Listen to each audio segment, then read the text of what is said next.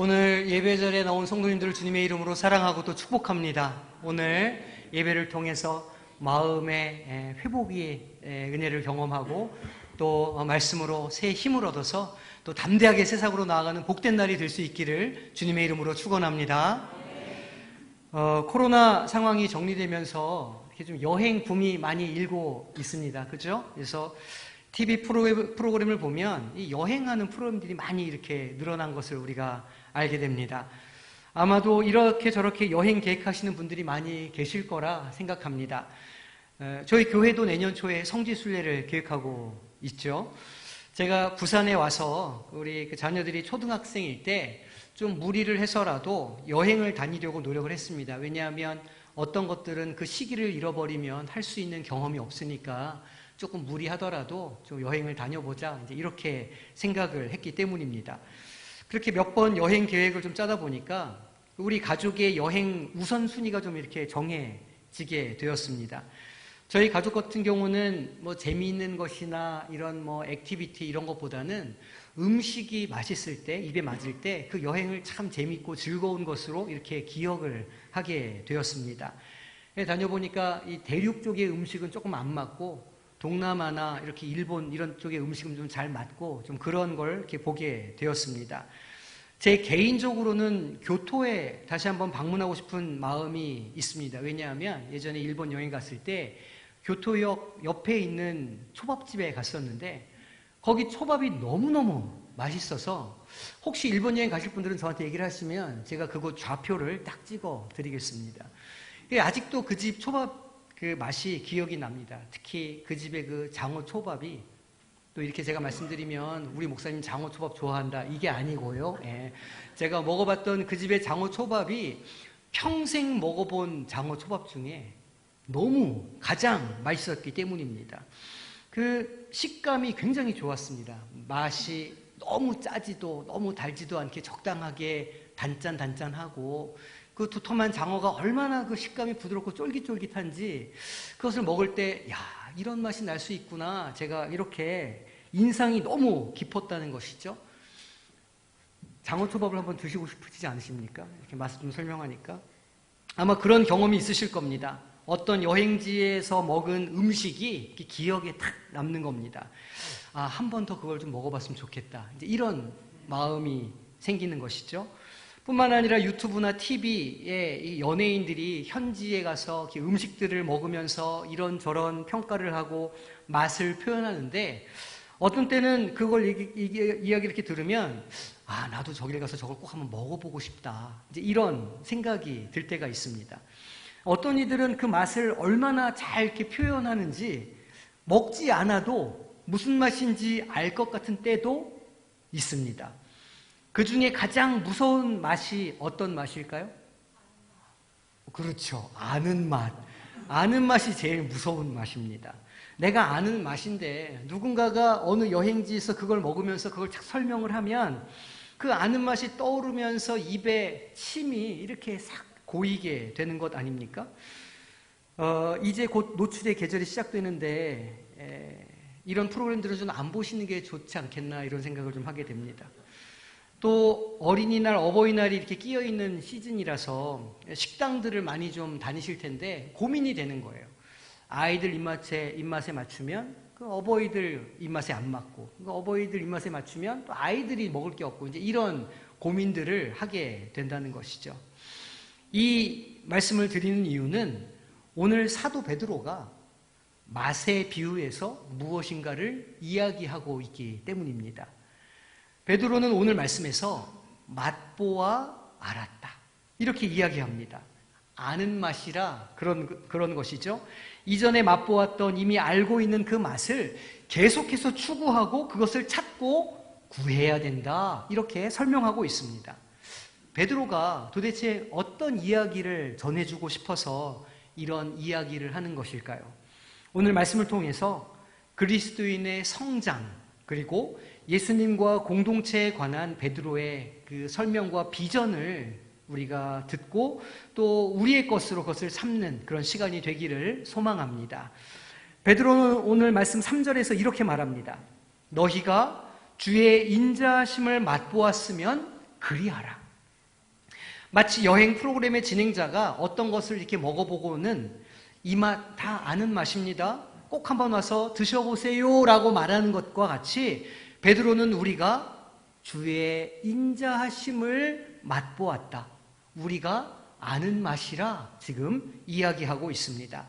우리가 맛본 그것은 우리가 이미 알고 있는 주의 인자하심이라는 겁니다.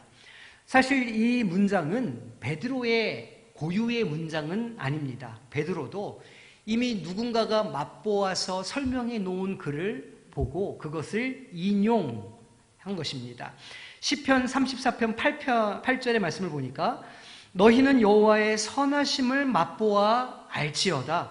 그에게 피하는 자는 복이 있도다 말씀하고 있습니다. 시편 기자는 여호와의 선하심을 맛보라 권면합니다. 아마도 그 맛을 보면 마치 엄마 젖을 맛본 갓난 아기처럼 그 맛을 계속 찾게 될 것이고 엄마 젖을 더 먹고 싶어하게 될 것입니다. 계속해서 그것을 사모하게 된다는 겁니다. 그리고 그렇게 사모하면 사모할수록 아이는 점점 자라게 된다. 그렇게 설명하고 있습니다.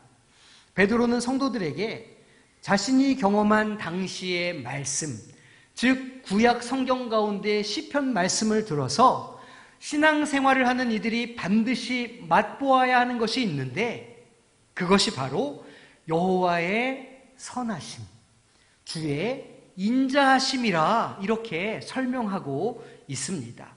그리고 그것을 사모할 때 잘하게 될 것이라 이렇게 빗대어 설명하고 있습니다. 오늘 2절 말씀을 보니까 갓난 아기들 같이 순전하고 신령한 젖을 사모하라. 이는 그로 말미암아 너희로 구원에 이르도록 자라게 하려 함이라 말씀합니다. 신령한 젖을 사모하라 이렇게 말하는데 여기에서 신령하다는 말의 어원은 로고스, 즉 말씀과 같은 어원을 가지고 있습니다. 그래서 이것을 영적인 젖을 사모하라 이렇게 번역하는 성경도 있고 또 킹 제임스 성경 같은 경우에는 말씀의 젖을 사모하라라고 직접적으로 기록하기도 합니다. 단순하게 표현하자면 순전하고 신령한 젖이라는 것은 다른 것이 섞이지 않은 순수한 말씀, 순수한 복음을 말하는 것입니다. 사슴이 시냇물을 찾아 갈급한 것과 같이 믿는 자들이 이 말씀에 대한, 복음에 대한 갈급함이 있어야 한다는 겁니다. 그 신령한 젖을 사모할 때 비로소 우리의 영혼이 자라게 된다 설명하고 있습니다. 그러면 우리의 영이 신령한 젖을 먹고 자란다는 것은 어떤 것을 의미하는 것일까요? 그것은 이어지는 구절들이 설명하고 있습니다. 먼저 4절을 보니까 사람에게는 버림받되었으나 하나님께는 택하심을 입은 보배로운 산돌이신 예수께 나아가 말합니다. 바울은 갑자기 예수님을 산돌이라 표현하고 있습니다. 이건 역시 시편 118편 22절의 인용입니다. 건축자가 버린 돌이 집 모퉁이의 머릿돌이 되었나니, 건축자가 버린 돌, 버려진 돌, 즉 예수 그리스도를 말합니다. 주님은 이스라엘에 의해서 버려졌습니다. 십자가에 그들이 못 박았습니다. 그래서 아무 쓸모없는 돌처럼 그렇게 무덤 속에 내버려졌습니다. 하지만 하나님께서는 그 돌을 택하셨다는 것이죠. 그리고 그 돌을 새 이스라엘, 영적 이스라엘의 산돌, 모퉁이돌, 머릿돌로 삼으셨다 설명하고 있습니다. 이 말씀에는 베드로의 그 이스라엘의 역사에 대한 그 관심과 생각이 잘 드러납니다. 베드로의 생각은 이렇습니다. 하나님께서 이스라엘을 선택하셔서 그 민족을 제사장 나라로 세우시고 그 다음에 이스라엘은 이 땅에 하나님의 영적인 성전이 세워지도록 계획하셨는데 그 이스라엘이 이 일을 완성할 예수님을 알아보지 못했던 겁니다. 이스라엘은 예수님을 십자가에 못 박음으로써 자기 민족의 가치를 잃어버렸습니다. 그들은 하나님의 성전이 되지 못했다는 겁니다. 이스라엘 민족들은 하나님의 성전이란 그 예루살렘에 서 있는 성전이라고 생각했습니다. 그러나 하나님께서 세우시고 싶어 했던 성전은 눈에 보이는 것이 아니라 예수 그리스도를 머릿돌로 해서 그 위에 세워지는 영적인 성전을 말씀하시는 것이었습니다. 이 내용이 또한 성경에 기록되어 있습니다. 베드로는 이것을 또 인용하죠. 이사야 8장 14절 말씀입니다. 그가 성소가 되시리라. 그러나 이스라엘의 두 집에는 걸림돌과 걸려 넘어지는 반석이 되실 것이며 예루살렘 주민에게는 함정과 올무가 되시리니. 이스라엘은 산돌 되시는 예수님에 걸려 넘어지게 되었다는 겁니다. 이것이 주님께서 성전을 헐라 말씀하셨던 이유이기도 합니다. 진정한 성전은 눈에 보이는 어떤 것이 아니라 예수 그리스도를 통해서 새롭게 만들어질 하나님의 나라이기 때문입니다. 요한복음 2장 19절에서 주님은 이렇게 말씀하십니다. 예수께서 대답하여 이르시되 너희가 이 성전을 헐라 내가 사흘 동안에 일으키리라. 많은 사람들은 이 말씀을 비웃었습니다. 헤롯 궁전을 40년 넘게 지어왔는데 저 성전을 어떻게 사흘 만에 다시 짓겠는가? 이스라엘은 그렇게 말씀을 오해했던 겁니다. 그들은 예수 그리스도를 건축자의 버린 돌처럼 버렸지만 하나님께서는 그 돌을 부활시키셔서 그 돌에 생명을 주셔서 산돌이 되게 하여 주시고 교회의 머릿돌, 모퉁이돌이 되게 하여 주셨다는 겁니다. 그래서 베드로는 담대하게 5절에서 권면하는 겁니다. 너희도 산돌같이 신령한 집으로 세워지고 예수 그리스도로 말미암아 하나님이 기쁘게 받으실 신령한 제사를 드릴 거룩한 제사장이 될지니라. 아멘. 신령한 제사를 드릴. 여기에 신령한도 마찬가지죠. 복음의 진리 위에서 참된 예배를 드린 참된 예배자가 되라는 말씀입니다. 우리도 주님처럼 산돌이 되었다는 겁니다. 그 말은 어떤 말씀일까요? 우리가 예수님을 알기 전에 우리도 버려진 돌과 같은 인생들이었다는 뜻입니다. 누군가에게는 버려지고 누군가에게는 쓸모없는 돌. 다시 말해서 사람들은 인정하지 않고 내 가치를 무시할 수도 있으며 내 존재를 가치 없는 것 마냥 취급할 수 있다는 말입니다. 그렇게 버려진 돌과 같은 우리의 인생이 주님으로 인해서 우리도 산돌로 변화되었다. 베드로는 말하고 있는 것이죠. 나라는 존재는 예수 그리스도 산돌을 통해서 버려진 돌이 아니라 하나님의 성전, 하나님의 나라를 세워가는 거룩한 신령한 돌이 된다는 말씀입니다. 그러니 그 성전 안에서 우리는 거룩한 제사장이 되어 복음으로 새롭게 된 인생을 살아갈 수 있지 않겠습니까? 제사장은 본래 이스라엘의 특권이었습니다. 그 가운데에서도 레위인들의 특권이었습니다. 그 특권은 대대로 대물림되어서 24반차 레위인의 권력이 되었고 사독 제사장의 후손들은 사두개인이 되어서 이스라엘의 종교 지도자가 되었습니다. 하지만 그들은 신령한 돌 되시는 예수님을 십자가에 못 박아 버린 돌로 만든 사람들이 되었습니다. 예수에 걸려 넘어지게 되었죠.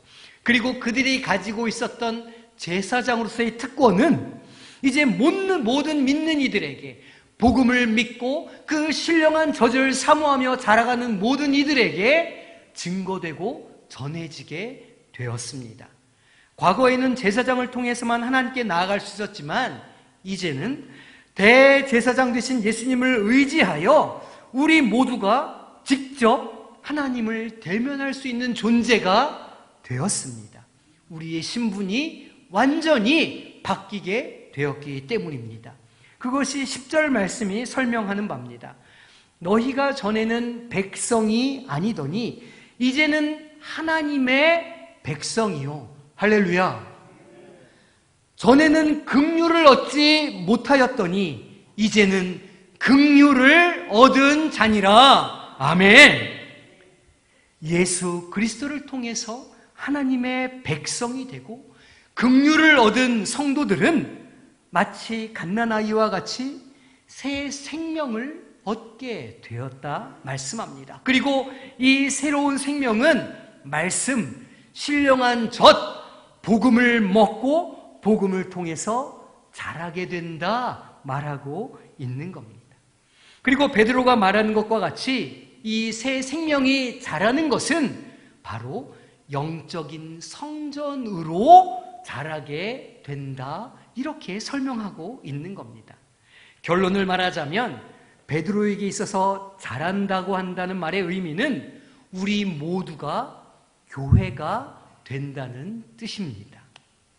우리의 새 생명은 영적 이스라엘, 영적 성전을 세우고 하나님 나라의 일부가 되는 것에 속해 있습니다. 그러므로 신앙생활, 이 믿음 생활은 결코 공동체와 분리될 수가 없는 것입니다. 우리의 신앙은 우리 교회의 일부가 될 때 비로소 의미 있고 가치 있는 것이 됩니다. 혼자서는 아무리 노력해도 교회가 될 수 없습니다. 교회는 예수 그리스도를 머리로 하는 몸이기 때문입니다. 몸은 여러 기관으로 이루어져 있고 여러 기능의 총합입니다. 그렇게 모여있을 때 비로소 교회는 힘을 발휘하고 성령의 역사가 그 위에 임하게 되는 겁니다. 다르게 표현할 수도 있죠.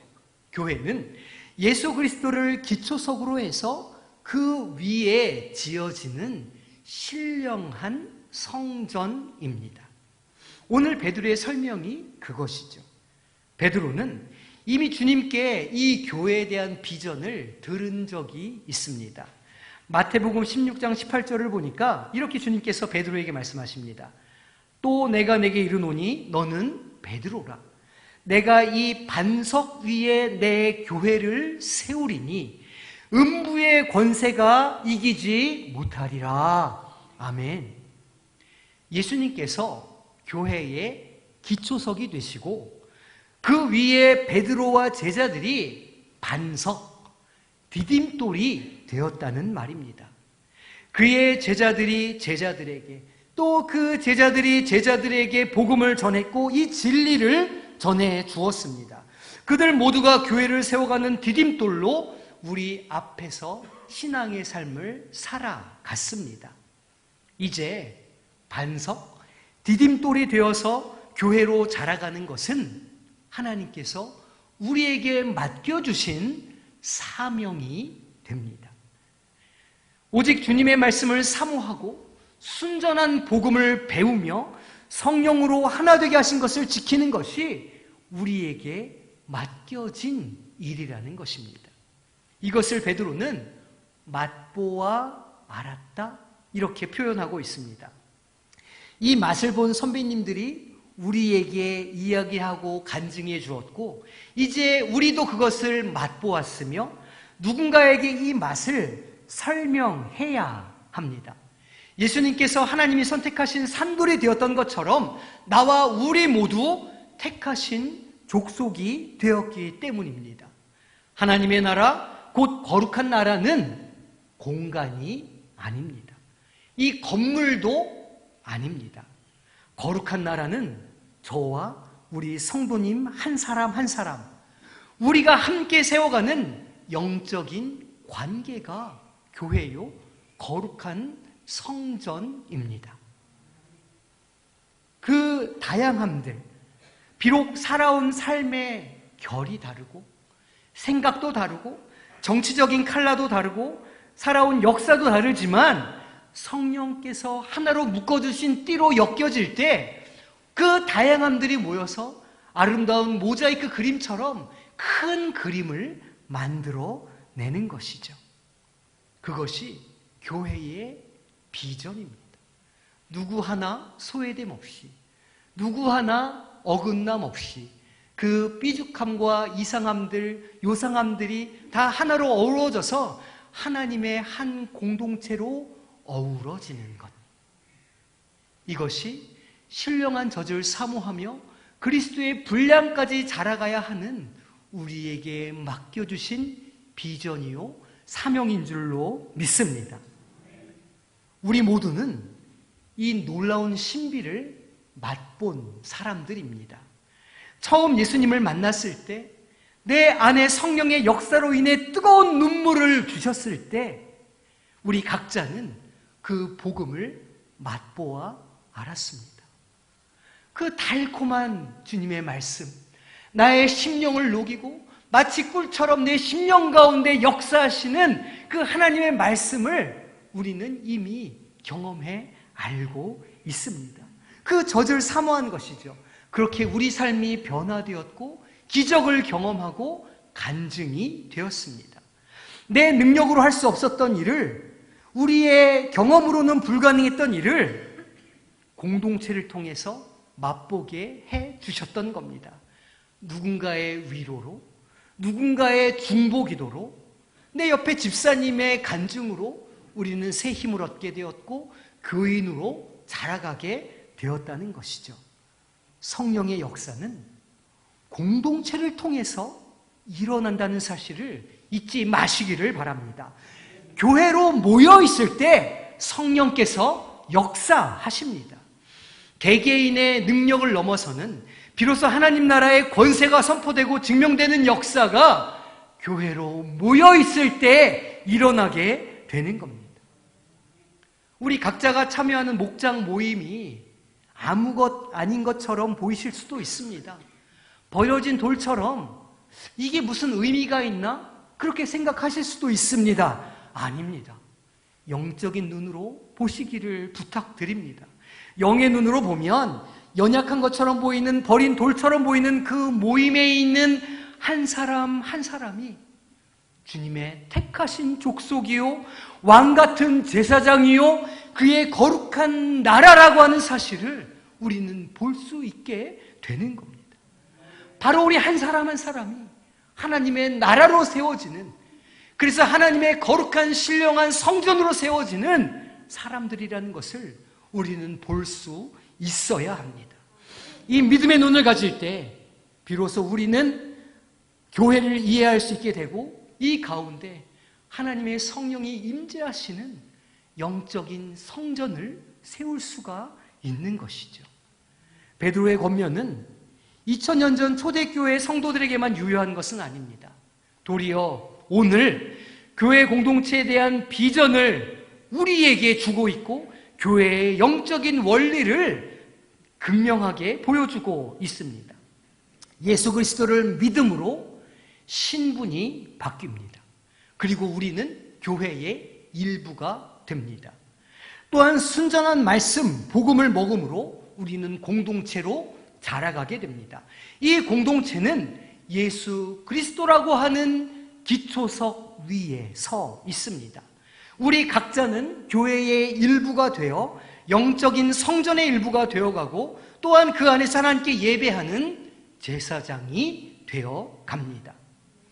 과거 제사장에게 희생제물을 가지고 가야 우리의 인생의 문제가 해결되었지만 더 이상 우리는 희생제물이 필요하지 않습니다. 예수 그리스도께서 단번에 대속제물이 되어 주셨기 때문입니다.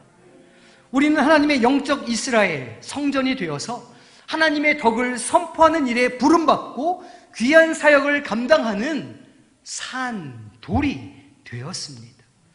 우리 모두가 하나님의 소유인 것을 깨닫고 그 권세와 능력을 누리며 신앙생활하기를 소망합니다. 우리가 이 공동체를, 그렇게 영적으로 신령하게 세워져 가는 교회 공동체를 어디서 발견할 수 있겠습니까? 단지 이 건물 안에서가 아닙니다. 건물은 그저 성광교회당일 뿐이죠.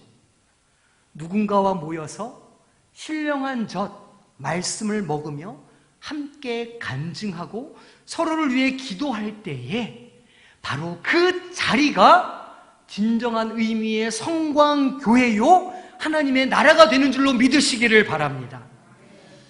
가정에서 가족들과 함께 말씀을 나누고 서로의 삶을 나누고 기도하면 바로 그곳 가운데 하나님의 영이 임하는 줄로 믿으시기를 바랍니다. 일터의 식구들과 함께 말씀을 나누고 삶을 나누며 기도하면, 그리고 삶의 주인 되신 예수님을 고백한다면 그 일터가 하나님의 성전으로 세워주는 줄로 믿으시기를 바랍니다. 교회는 나와 우리 성도님, 바로 우리가 교회입니다. 그러니 우리 모두가 디딤돌이 되어야 합니다. 주님이 모퉁이돌이 되셨으니 우리는 내가 사랑하는 이들을 위한 디딤돌이 되어야 합니다. 그래서 우리 모두가 성전으로 자라가도록, 어느 곳이든 하나님의 임재가 있는 성전으로 세워지도록, 그래서 우리가 있는 곳에 생명 구원의 역사가 일어나고 절망이 희망으로 바뀌고 아픔이 치유되는 역사가 있도록, 이 메마른 세상 속에서 생명의 물을 흘러보내는 우리 모두가 되기를 주님의 이름으로 축원합니다. 인생을 여행에 비유를 해보자면, 현지에서의 그 맛있는 음식은 우리가 경험하는 복음의 능력이라 할 수 있을 겁니다. 내 삶에 역사하셨던 하나님, 내가 경험한 하나님의 맛, 이 맛을 증거하며 사시기를 부탁드립니다. 간증의 삶을 사셔야 한다는 겁니다.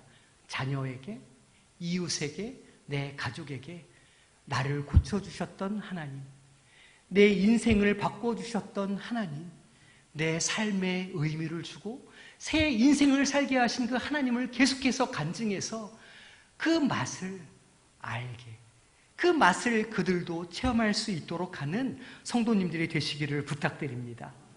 누군가는 우리 성도님들의 뒷모습을 따라 자신들의 오솔길을 내어 갈 겁니다. 그리고 그 끝에 계신 주님을 만나는 역사가 있게 되겠죠. 그러면 내가 맛본 주님을 우리의 자녀도 내 이웃도 맛보게 되는 날이 있게 될 줄로 믿습니다. 함께 교회로 세워져 가고 산돌, 모퉁이돌, 디딤돌로 세워져 가시는 우리 복된 성광의 모든 권속들이 되시기를 주님의 이름으로 축원합니다. 이 시간 함께 기도하며 찬양하기를 원합니다.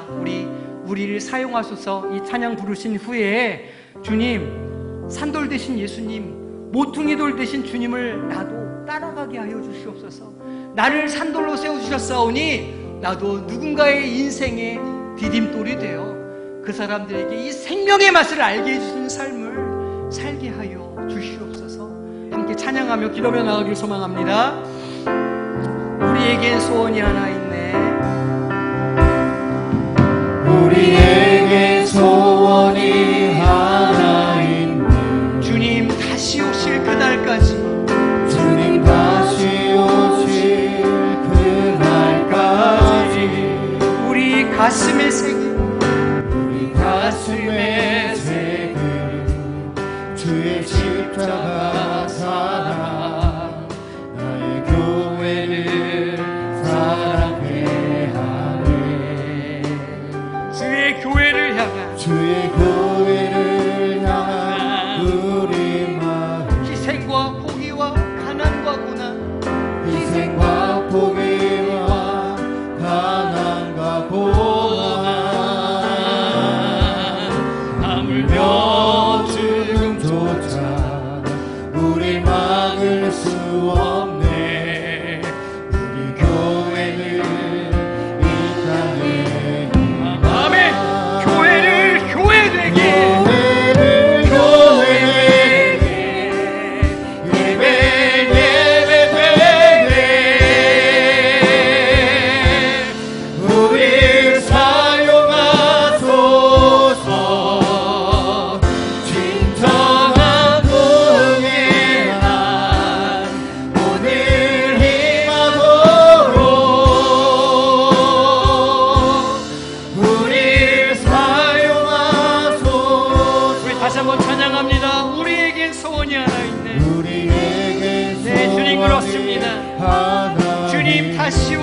그날까지 주님 다시 오실 그날까지 우리 가슴에 새긴 가슴에 새긴 주의 십자가 사랑 주의 십자가 사랑 나의 교회를 사랑해 네, 주님의 교회를 세워가기를 소망합니다. 주의 교회를 향한 주의 교회를 향한 우리 마음 희생과 포기와 포기와 나단과 고난 아물며 죽음조차 우릴 막을 수 없네 우리 교회는 이 땅에 희망됩니다. 할렐루야! 이 땅의 희망 교회를 교회 되게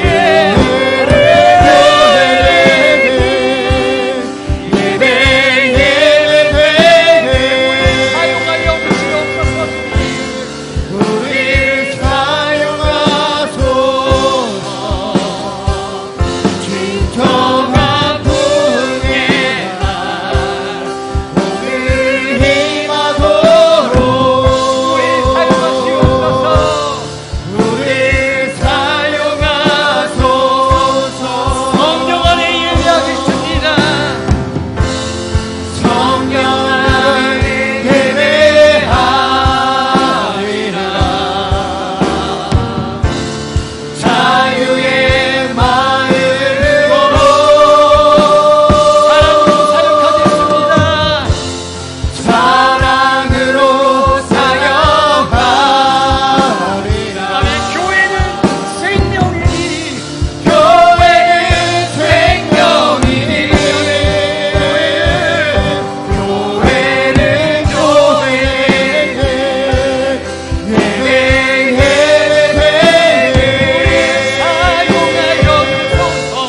우리 사용하소서 진정한 부흥의 날 오늘 힘하도록 우리 사용하소서 다시 한번 고백합니다. 교회를 교회 되게 주님 우리 가운데 임재하여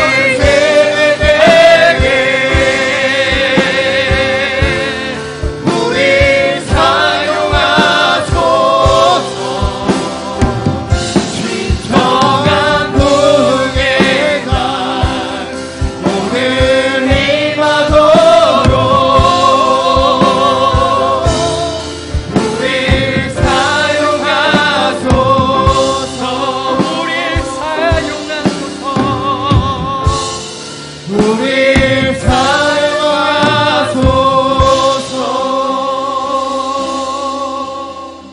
사용하소서 주님, 우리의 인생이 참으로 버린 돌 같사온데 아무도 돌아보지 않고 아무도 쳐다보지 않고 아무도 관심 갖지 않았던 그 돌을 산돌 대신 주님으로 말미암아 우리로 산돌이 되게 하여 주시고 믿음의 돌이 되게 하여 주시고 교회의 디딤돌로 삼아주심에 감사를 드립니다. 아버지 하나님, 우리가 받았던 그 사랑과 은혜를 맛보아 알았으니 우리도 우리의 이웃들에게 그 사랑을 증거하며 그들도 그 사랑을 맛보아 알게 하여 주시옵소서. 그리하여 이 성광 공동체가 이 성광에 속해 있는 모든 가정들마다 하나님의 나라가 임하게 하여 주시고 하나님 나라의 권세가 선포되게 하여 주시고 하나님 나라의 회복과 치유의 역사가 임하게 하여 주시옵소서. 거룩한 산 제사장들로 살아가는 모든 성도들이 되게 하여 주시옵소서. 지금은 우리 주님 예수 그리스도의 은혜와 아버지 하나님의 편치 않으시는 사랑하심과 성령의 동행하시고 세임 주시며 충만케 하시는 역사하심이 산돌 되시는 예수 그리스도 그 모퉁이 돌 위에 믿음의 가정, 믿음의 공동체를 세우기로 결단하는, 그래서 누군가에게 사랑의 디딤돌이 되고자 하는 이 자리에 머릿속에 모든 주의 자녀들 위해 그 가정과 직장과 사업과 학업 위에 군 복무 중인 청년들과 병상에 있는 지체들 위해 지금부터 영원토록 함께 하시기를 간절히 축원하옵나이다. 아멘.